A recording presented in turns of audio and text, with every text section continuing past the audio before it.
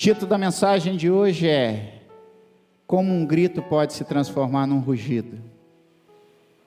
Quando nós assistimos um filme, quando nós lemos um livro, quando nós ouvimos uma história, existe sempre aquele momento em que as coisas se tornam claras. Quando a gente vê o filme, ele é todo preparado para uma cena, a cena onde tudo se revela. E quando nós olhamos a história da vida de Jesus, também não é diferente. Desde o nascimento de Jesus até a sua ressurreição, há um momento em que tudo se torna claro. E esse momento é o momento da cruz. A cruz é o clímax de tudo. Sem cruz não há ressurreição. Sem cruz não há vida eterna. Sem morte de cruz não há vida. Interessante que Jesus morreu em uma cruz. E a cruz ela era composta por dois elementos. Uma haste que ficava na vertical, fincada no chão. E um outro pedaço de madeira que era colocado na horizontal e que era chamado de madeiro, aonde os braços ficavam estendidos. A cruz não nasceu de uma maneira qualquer, queridos. A cruz nasceu de um estudo profundo feito pelos romanos. Eles estudaram profundamente qual seria o método de morte mais lento e mais doloroso que nunca ninguém jamais teria experimentado. A cruz ela foi criada para que as pessoas pensassem duas vezes antes de cometer um delito. A morte de forca era rápida. A morte de apedrejamento ela era doída, mas também ela não demorava. Mas a morte de cruz não. E a cruz era muito mais do que simplesmente um castigo físico. Pior do que o castigo físico da morte de cruz, era o castigo emocional. A pessoa começava a se agoniar muito tempo antes da morte de cruz. E a morte de cruz, ela não somente marcava aquele que morria, mas ela marcava toda a família. Porque a família perdia o sobrenome. Não era mais família Silva, não era mais família Fonseca, não era mais família dos anjos, era a família do que morreu na cruz, era a família do que morreu crucificado. Os historiadores dizem que o maior pavor do povo grego era a morte na cruz. Agora é interessante que o Império Romano, ele começa muitos anos depois da história da humanidade. Ele começa muitos anos depois da criação do Estado de Israel. Só para você ter uma ideia, queridos. Entre o Jardim do Éden e a vinda de Jesus, tem pouco mais de 4.000 anos. O Império Romano, ele surge 27 antes de Cristo. 27 anos antes de Jesus nascer, o Império Romano é fundado. Agora, por que isso é importante, pastor? Porque nós lemos o Antigo Testamento inteiro. Fala de babilônios, de assírios, de caldeus, de filisteus, mas não fala de romanos.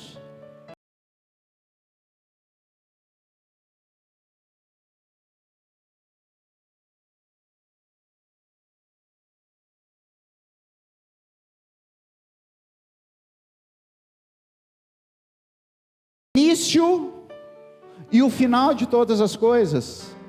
Deus esteve no início do Éden e Deus já esteve lá no final, quando a igreja vai ser arrebatada, quando o mundo vai ser novamente colocado da maneira que Deus criou.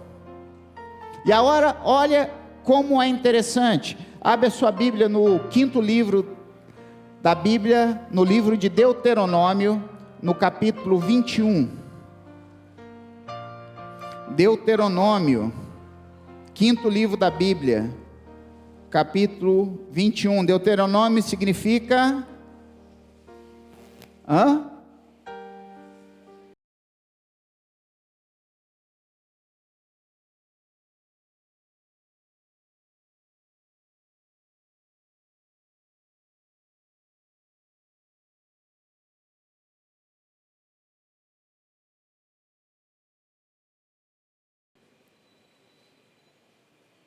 Amém?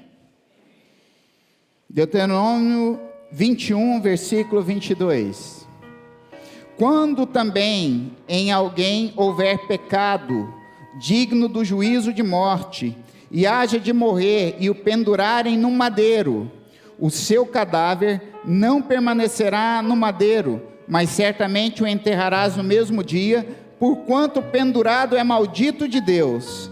Assim não contaminarás a tua terra, que o Senhor teu Deus te dá em herança. Queridos,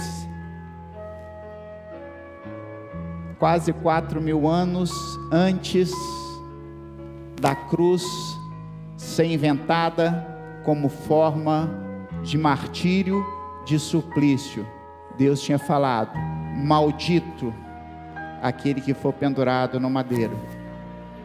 E Paulo nos diz no livro de Gálatas, capítulo 3, versículo 13: Cristo nos resgatou da maldição da lei, fazendo Ele próprio maldição em nosso lugar, porque está escrito: maldito todo aquele que for pendurado em madeiro, para que a bênção de Abraão chegasse aos gentios em Jesus Cristo, a fim de que recebêssemos pela fé o Espírito prometido.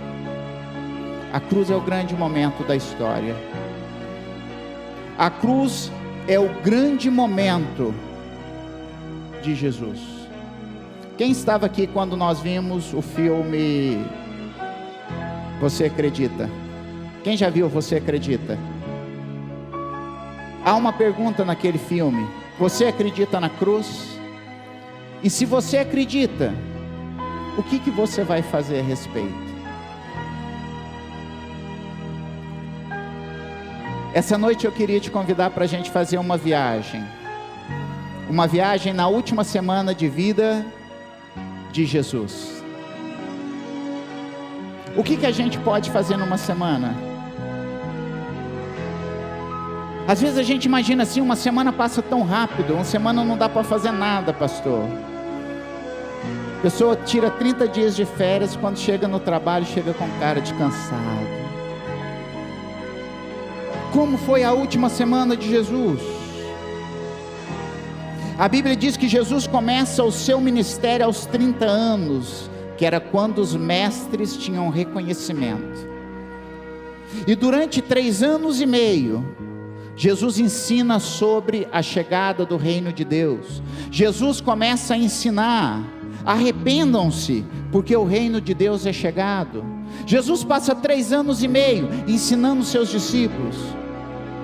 Jesus passa 3 anos e meio curando enfermos, expulsando demônios, multiplicando os pães. Mas Jesus passa 3 anos e meio, sobretudo, dizendo: eu preciso morrer na cruz. Durante 3 anos e meio, Jesus está sempre dizendo: eu preciso morrer na cruz. Eu tenho que pagar um preço que ninguém mais pode pagar. Nós nunca vamos conhecer o preço exato da cruz, querido. É por isso que a gente não dá valor a ela. Há poucos dias eu fiz uma pregação e eu mostrei quanto que valeria. 64.000 anos de trabalho, diz a parábola dos talentos. Nós nunca vamos chegar nem perto do que Jesus fez por mim e por você. A maioria das pessoas, elas não acreditam na cruz, querido. Sabe por quê? Porque a Bíblia diz que a cruz é loucura de Deus para os homens, mas é o poder também para aquele que nela crê. Os discípulos de Jesus não acreditavam na cruz e nem gostavam que ele falasse no assunto. Olha, é necessário que eu morra. Muda de assunto, Jesus. A gente não quer saber disso não. é necessário que o Filho do Homem padeça. Jesus, para com essa prosa ruim, Jesus. A gente já falou que o Senhor não vai morrer, nós não vamos deixar você morrer. E na última semana de Jesus, Jesus está a 25 quilômetros de Jerusalém, numa cidade chamada Jericó. Jesus já tinha passado algumas vezes por aquela cidade, mas ele precisava passar de novo, porque existiam dois homens que precisavam de Jesus, e dois homens que precisavam ensinar para mim e para você algo precioso e poderoso. O primeiro homem chamava-se Bartimeu, quer dizer, ele era chamado de Bartimeu.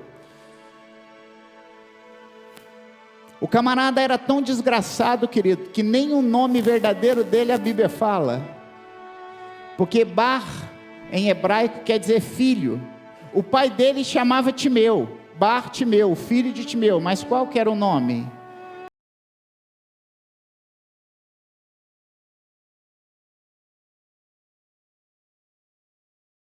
E a Bíblia diz que ele ouve um barulho e ele pergunta o que está acontecendo, e eles falam, Jesus está passando, e ele começa a gritar desesperadamente, Jesus, filho de Davi, tenha compaixão de mim.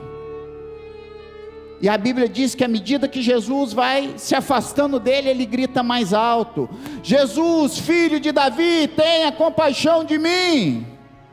E a Bíblia diz que o povo falava para ele, cala a boca, rapaz, para de incomodar, fica na tua, não tem jeito para você. Mas quanto mais eles mandavam ele calar, mais alto ele gritava. Qual é o ensinamento que Bartimeu dá a mim e a você?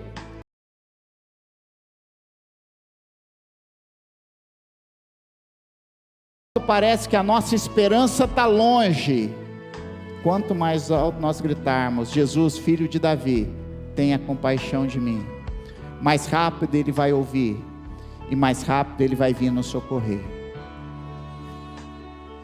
Um outro homem, chamado Zaqueu, pequenininho, um homem que tinha uma limitação física, provavelmente um homem que deve ter passado por muito bullying, apesar de não existir essa palavra na época. O povo devia olhar para ele e falar assim,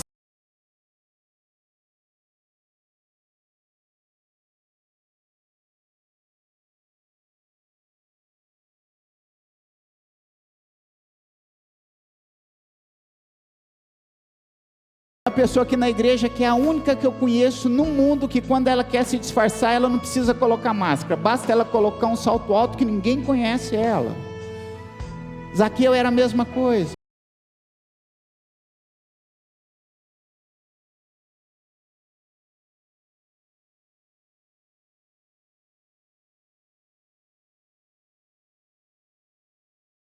Era um homem rico, mas Zaqueu tinha uma tristeza no coração que o dinheiro dele não podia comprar, e ele descobriu que a alegria dele estava em Jesus, e mesmo ele sendo baixinho, ele disse assim, eu vou dar meu jeito, eu quero ver Jesus.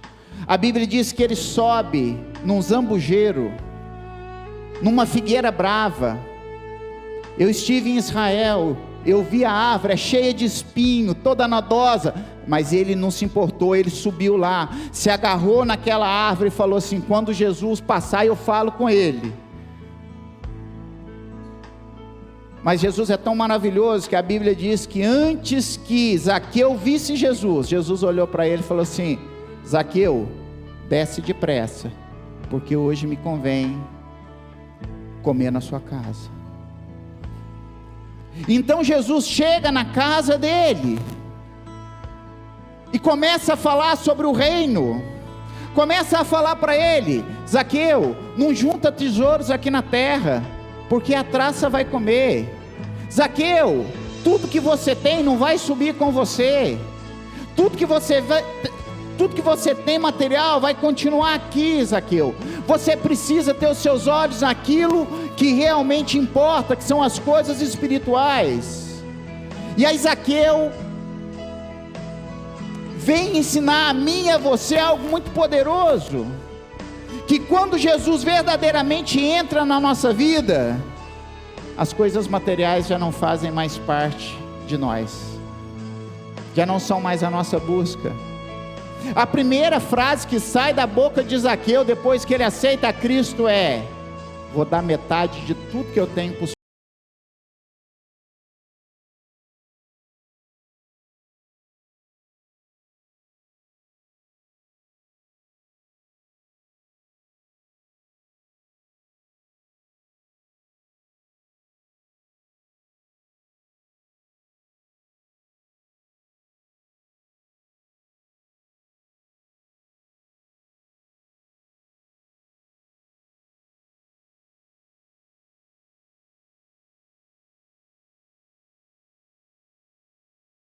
Segundo ensinamento que Zaqueu dá para mim e para você nessa noite, é que quando nós nos convertemos, o nosso caráter precisa mudar. Se nós demos prejuízo para alguém, nós precisamos pagar esse prejuízo. Se nós roubamos alguém, nós precisamos ir lá e dar um jeito de pagar isso. Se eu não tenho como pagar, eu tenho que no mínimo chegar com a pessoa e falar assim: olha, eu fiz isso de errado e eu vim te pedir perdão, eu não tenho como te pagar hoje, mas um dia eu vou ter como e eu vou te pagar.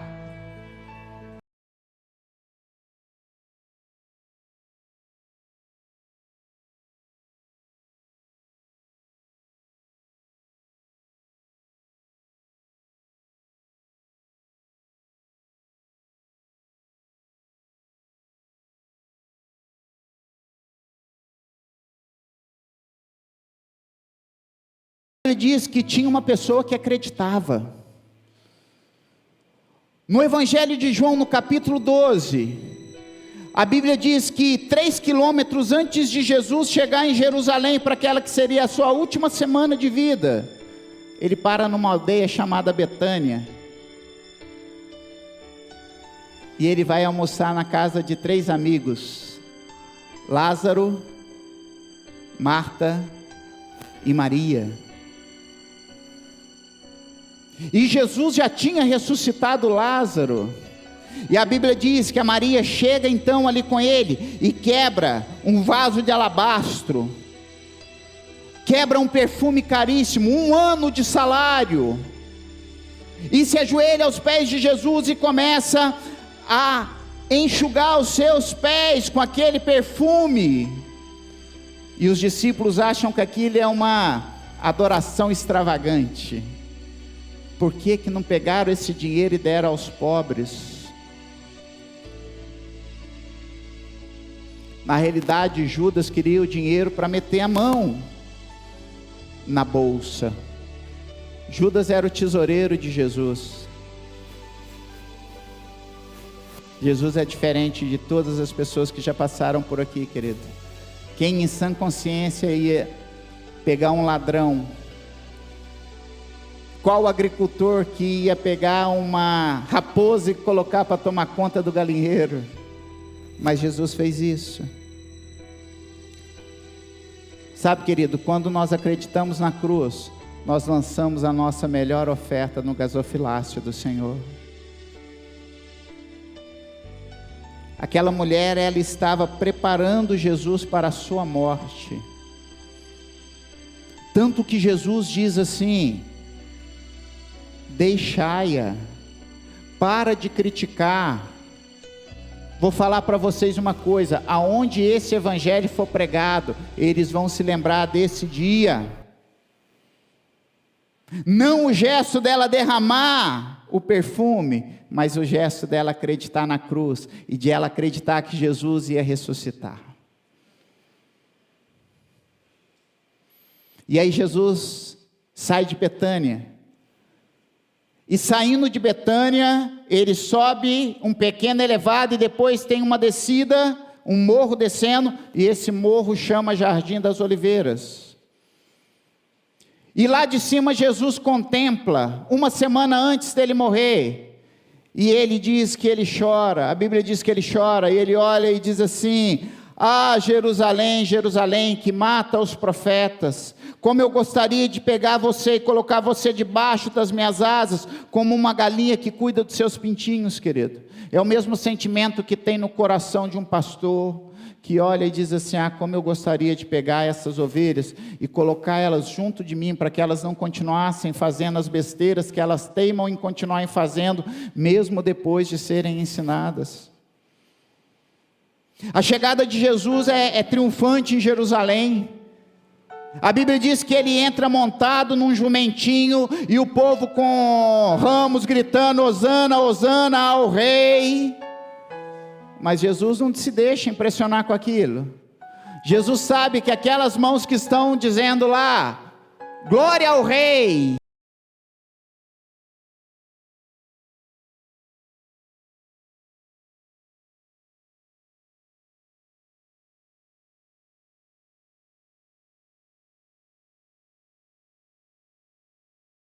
jumentinho em que Jesus estava montado, chegou na casa dele e falou assim: mãe, eu sou muito conhecido em Jerusalém, Jerusalém me ama, mãe. Eu entrei e o povo balançava, e o povo gritava, e o povo cantava. E aí a mãe dele falou assim: foi mesmo, meu filho, foi. E quem que estava com você? Ah, tinha um homem em cima de mim, montado em mim, chamado Jesus. Aí ela virou para ele e falou assim: faz o seguinte, volta em Jerusalém amanhã. No dia seguinte o jumento voltou. Tudo que ele arrumou foi um monte de chute para colocar ele para fora da cidade. Ele chega na casa dele e fala para a mãe dele: mãe, eu não entendi nada. A mãe dele falou assim: eu te explico, meu filho, você sem Jesus continua sendo só um jumento.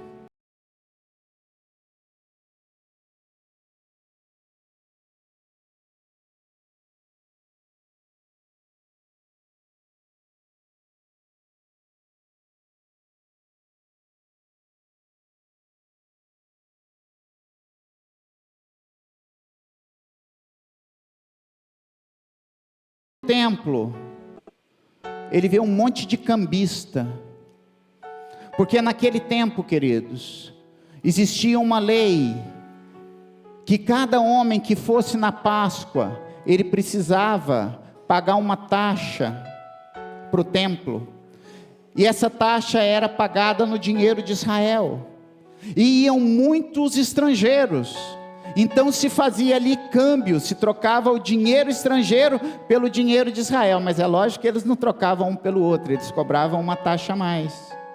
E a Bíblia diz que Jesus então se enfurece, e Jesus sai quebrando todas aquelas bancas.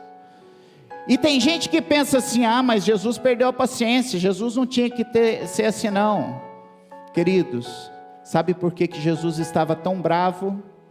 Porque aqueles cambistas, mais do que fazer da casa de Deus uma casa de comércio,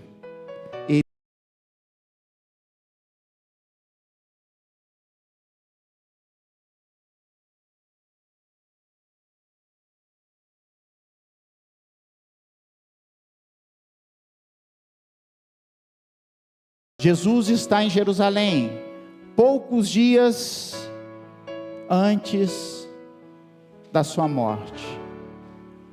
No caminho de Jericó até Betânia, ele vem falando que ele precisa morrer, e os seus discípulos vêm discutindo qual de nós será o maior no reino. E Jesus pergunta para ele: o que vocês estavam discutindo lá atrás, que vocês não estavam prestando atenção no que eu estava ensinando? E eles não falaram nada, porque eles sabiam que o que eles estavam fazendo era errado. E aí Jesus resolve ensinar para eles. A Bíblia diz que Jesus pega uma bacia, uma toalha, e começa a lavar o pé dos seus discípulos.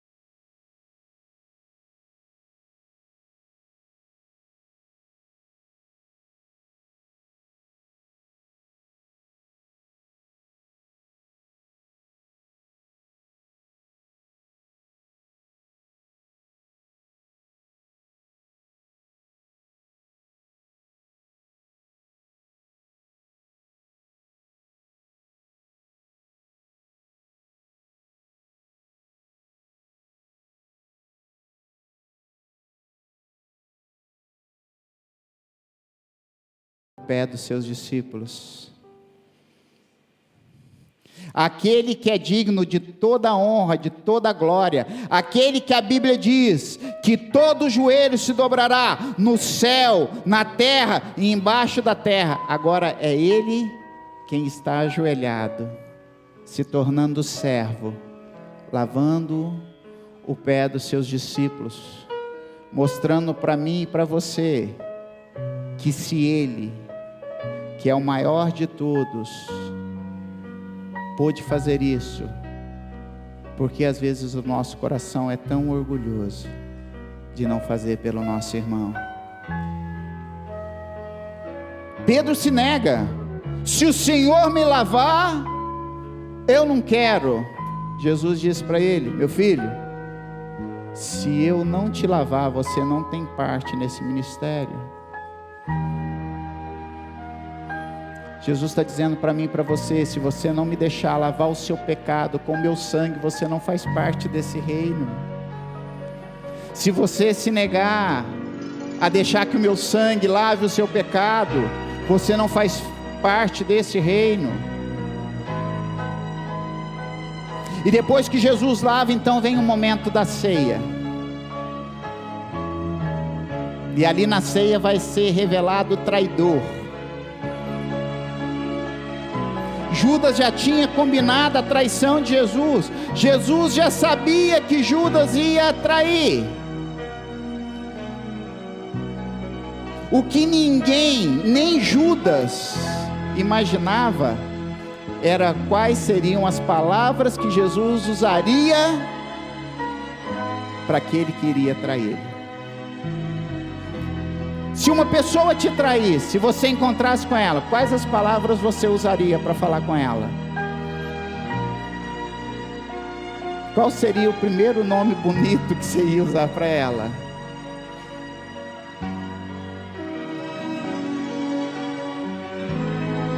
No mínimo você ia chamar ele miserável, lazarento, desgraçado. Mas a Bíblia diz que Jesus olhou nos olhos dele e falou assim: amigo, a que vieste? Amigo, aquilo que você tem que fazer, faça depressa. É interessante que a Bíblia não mostra em nenhum lugar que Jesus foi injusto com Judas para ele ter aquela atitude com ele. A Bíblia nos mostra claramente que Jesus era o mesmo com todos os discípulos. Quando Jesus falou assim: um de vós há de me trair, todos olharam um para o outro e começaram a perguntar: será que sou eu? Jesus já sabia quem ia trair, mas Jesus não falou nem para os 3 mais chegados dele, querido. Jesus não expôs a Judas. Jesus só revelou no último momento. E o que nos causa mais espanto ainda é o seguinte: que se os sacerdotes tivessem chegado para Judas e falado para Judas assim: Judas, nós precisamos de alguém para entregar Jesus. E como nós sabemos do seu passado, sabemos que você gosta de meter a mão no dinheiro, nós queremos aqui te dar uma boa soma para você fazer isso. Mas não foi isso que aconteceu. Judas foi até os sacerdotes e perguntaram assim: o que vocês vão me dar se eu trair ele?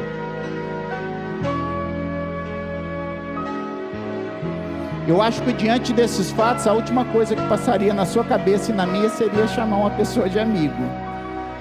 Só que Jesus enxerga aquilo que nós não conseguimos enxergar. Jesus enxergou o inimigo poderoso. Jesus não justificou e nem minimizou o ato de Judas. Ele simplesmente encarou o seu traidor e tentou entendê-lo. Preste bem atenção no que eu vou te falar. Todas as vezes que você odiar um inimigo, uma porta de prisão é aberta e alguém é feito prisioneiro. Mas todas as vezes que você tentar compreender o seu inimigo e libertá-lo do ódio, um prisioneiro vai ficar livre. E esse prisioneiro é você.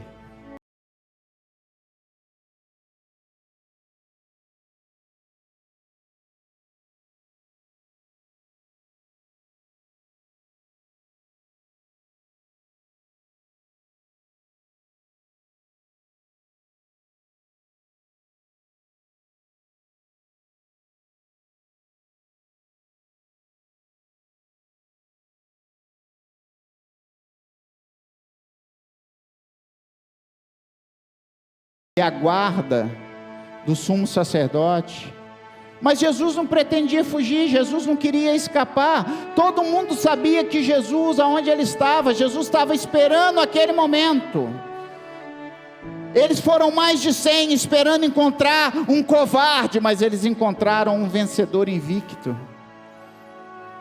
Eles foram pensando em encontrar alguém que iria chorar, pedir misericórdia, que ia culpar, falar: vocês estão me confundindo. Mas eles encontraram alguém que tinha todo o poder. Quando Jesus disse: o Jesus a quem vocês procuram sou eu, a Bíblia diz que todos eles foram lançados por terra, porque Jesus emana poder, querido. Todos aqueles soldados que estavam ali amando de Satanás para prender Jesus, imediatamente eles caíram. Jesus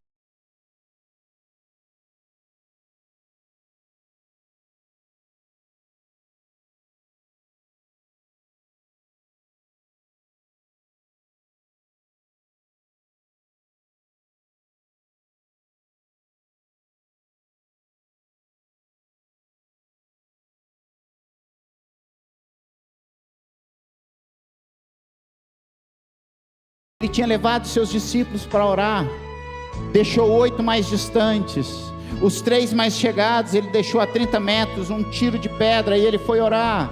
E a Bíblia diz que ele está tão angustiado, ele começa a chorar tanto, que ele começa a suar sangue. E aí ele diz: Pai, se tu queres, passa de mim esse cálice, mas não seja feita a minha vontade, mas a tua vontade. Que ensinamento tremendo de Jesus. Jesus nos ensinou que no momento em que nós sentirmos medo, nós temos um Pai que nos ouve. Mas a maioria dos cristãos faz justamente o contrário. Ele está com medo, ele está passando por dificuldade. O pastor chega e pergunta: como é que você está, meu irmão? Está tudo bem, pastor.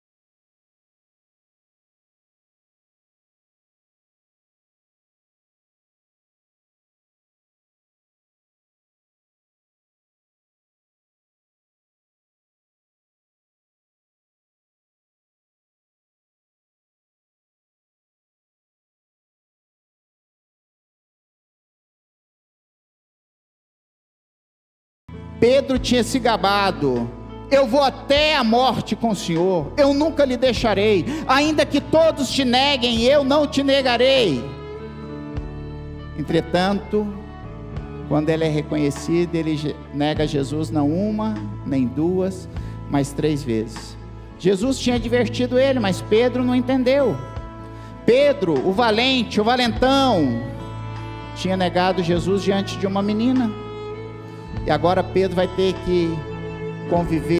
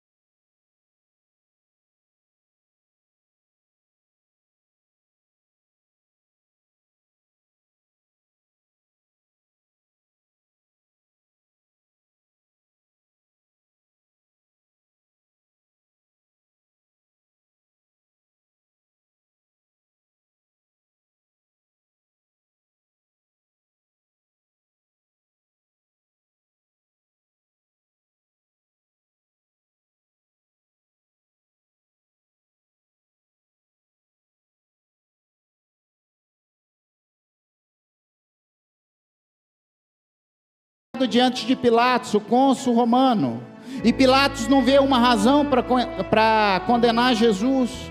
Ele olha e ele diz assim: eu não vejo razão. O que ele fez? Pilatos estava acostumado, querido. Pilatos era um juiz experiente, já tinha julgado muita gente. Pilatos já sabia que na frente do juiz todo mundo é inocente, todo mundo nega, todo mundo não olha nos olhos, todo mundo faz cara de piedade, todo mundo pede misericórdia. Mas Pilatos olha para Jesus e diz assim: és tu o rei dos judeus? Jesus olha para ele e diz assim: tu que dizes. Pilatos não entende aquilo. O camarada está aqui na minha frente, eu tenho o poder de condenar ele, e ele não me pede clemência. Pilatos fica tão atordoado, que em Mateus 27, 22, ele faz a seguinte pergunta: o que farei então de Jesus chamado Cristo? A pergunta é a mesma hoje para você: o que você fará com Jesus, o chamado Cristo, na sua vida? Você pode rejeitá-lo. Você pode achar que a ideia de Deus mandar um homem na terra é muito fantasiosa. Você pode escolher viver paixões mundanas. Ou você pode decidir falar sim e assumir Ele como o seu Salvador, como Zaqueu fez. Todos nós precisamos fazer uma escolha. Pilatos teve a chance de praticar o maior ato de misericórdia que a humanidade teria presenciado. Ele quase libertou Jesus, ele quase perdoou Jesus, ele tinha o poder, ele tinha a autoridade, mas Pilatos ouviu outras vozes que ele não deveria ouvir.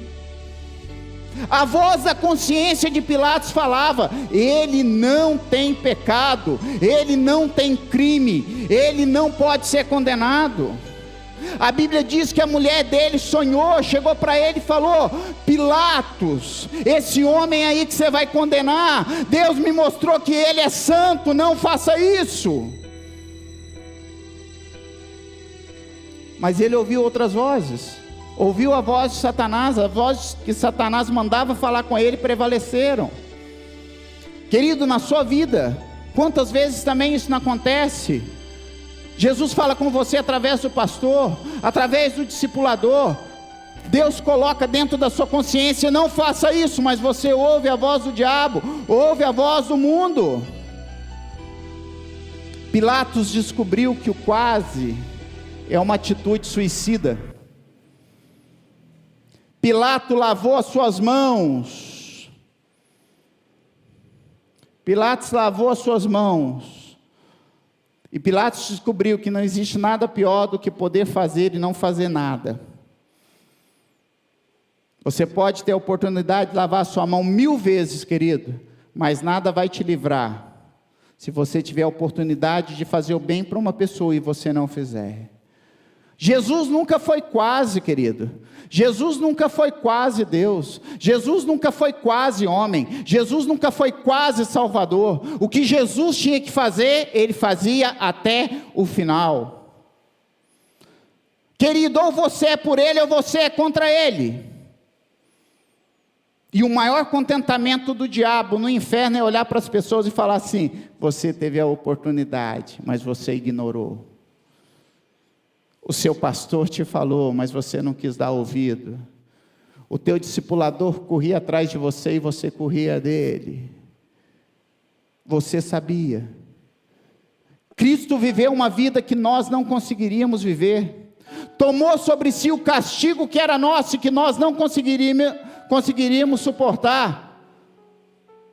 Jesus se irritou a ponto de purificar o templo, queridos. Jesus sentiu fome a ponto de comer grão cru. Ficou angustiado a ponto de chorar em público. Jesus gostava de se divertir a ponto de ser chamado bêbado. Jesus era um homem cativante a ponto de atrair as crianças. Jesus sentiu cansaço a ponto de dormir num barco no meio de uma tempestade. Jesus era pobre, dormia no meio da poeira. Jesus era radical na sua missão a ponto de ser expulso de uma cidade. Jesus foi tentado a ponto de sentir o cheiro de Satanás, sentiu medo ao ponto de suar sangue, mas por quê? para mostrar para mim e para você que Ele viveu tudo o que nós vivemos, e que Ele pôde, e que Ele é capaz de nos socorrer. Hebreus 2,18 diz: pois naquilo que Ele mesmo sofreu, tendo sido tentado, é poderoso para socorrer os que são tentados também. Quando você grita, Jesus me ajuda, imediatamente Ele vem, porque Ele conhece o que você está passando. Jesus foi levado ao Calvário, porém passou antes pelo suplício das chibatadas. Os soldados queriam ver sangue, os demônios queriam se alimentar do sangue de Jesus. Não bastava apenas castigar Jesus fisicamente, Jesus foi xingado, Jesus foi cuspido, Jesus foi chamado de endemoniado, fizeram ele carregar um madeiro. Nenhum dos outros carregavam um madeiro, mas Jesus teve que carregar. Eles queriam que Jesus fosse visto como um exemplo. E quando você faz a vontade de Deus, até o seu inimigo é usado para você cumprir a sua missão. Eles queriam que Jesus fosse um exemplo, e Ele se tornou o maior exemplo da humanidade. Jesus chega no lugar da crucificação, querido. Pilatos manda escrever uma cruz para colocar em cima da cruz, uma placa, colocar em cima da cruz. Ele acha que ele está zombando de Cristo, mas Pilatos está sendo usado por Deus. Deus está usando Pilatos para falar assim: escreve uma parte do evangelho lá na cruz. Tinha uma frase em 3 línguas, na língua hebraica, a língua da religião, na língua latina, que era a língua do governo e da lei, e no grego, que era a língua da cultura. Em todas as línguas foi declarado: Jesus Cristo é o Rei.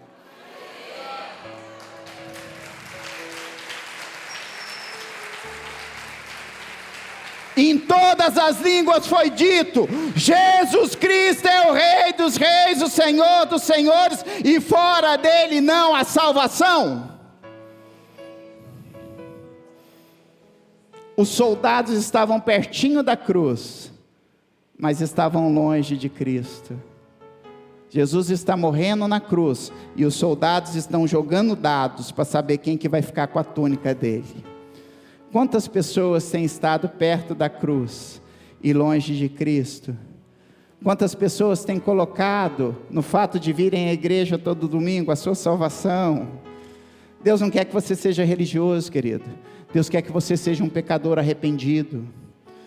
Os soldados pareciam livres aos pés da cruz. Os sacerdotes pareciam livres aos pés da cruz. Eles zombavam de Jesus: se tu és o Filho de Deus, desce daí. E aí a Bíblia diz que tinha 2 ladrões também crucificados com Jesus, e entraram também na brincadeira: ei, tu és Filho de Deus? Salva-te e salva a gente também. Aí um virava para o outro: qual a palavra que você vai usar? E eles começam um ao outro. Os 2 ladrões estão ali também zombando de Jesus, até que um dos ladrões ouve Jesus fazer alguma coisa. A Bíblia diz que Jesus diz assim: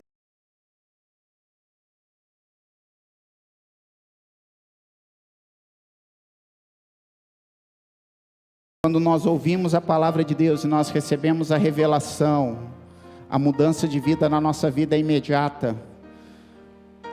Aquele ladrão, quando ele ouviu Jesus falando: Pai, perdoa, porque eles não sabem o que fazem, imediatamente ele olhou para o outro e falou assim: ei, você não teme a Deus? Porque nós estamos aqui pela consequência do que nós fizemos. Nós estamos recebendo a punição pelo crime que nós praticamos, mas esse homem não tem crime algum. E ele complementa: quando o Senhor entrar no seu reino, lembra-te de mim. E Jesus fala para ele: hoje mesmo você receberá a sua salvação. Só que o título dessa mensagem é: quando que um grito se transforma num rugido. Jesus está na cruz, e antes de Jesus morrer, Satanás tenta fazer com que Jesus quebre o seu voto.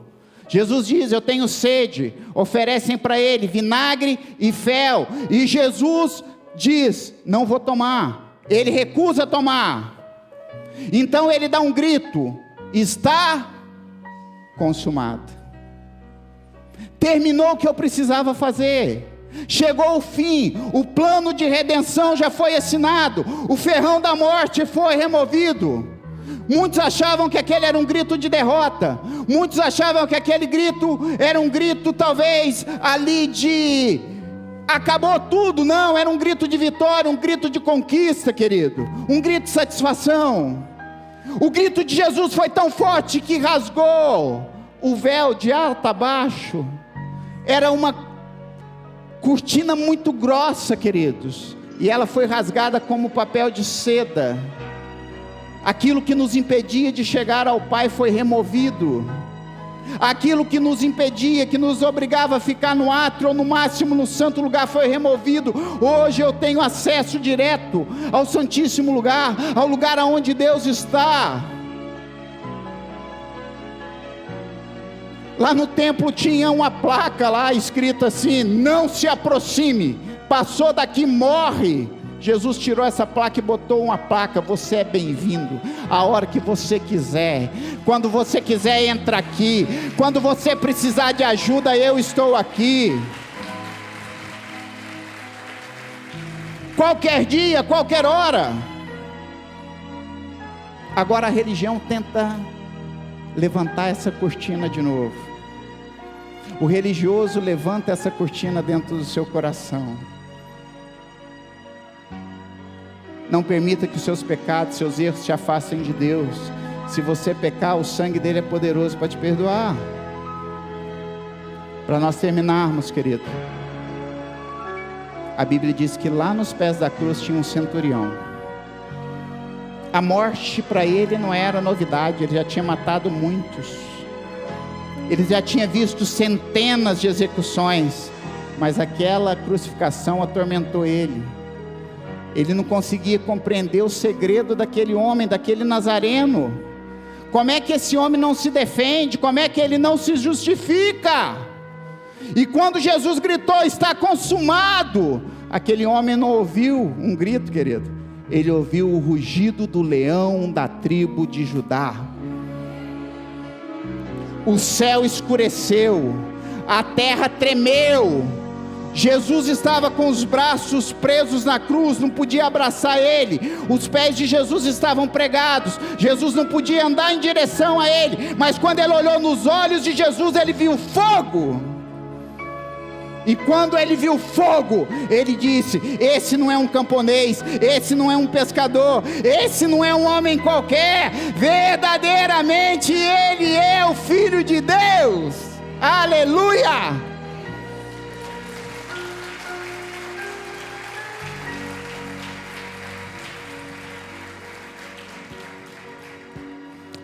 E só depois que Jesus revelou isso àquele centurião, Jesus disse: Pai, nas tuas mãos eu entrego o meu espírito.